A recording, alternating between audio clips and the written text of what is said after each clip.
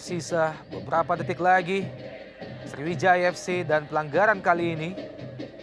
Wow, sebuah tindakan yang sangat tidak terpuji oleh pemain Sriwijaya FC terhadap Fahmi.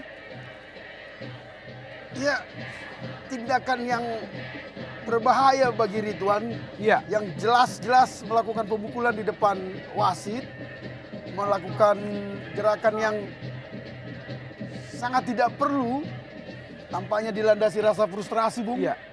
Kita nantikan keputusan dari wasit Najamuddin melihat tindakan yang sangat tidak terpuji dilakukan oleh pemain Sriwijaya FC.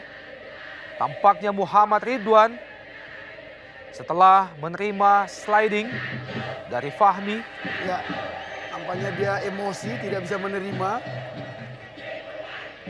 Kita nantikan Ya. keputusan wasit Najamuddin. Ya, dan tampaknya keputusan tegas diberikan oleh wasit Najamuddin terhadap Muhammad Ridwan dengan memberikan kartu merah, Bung.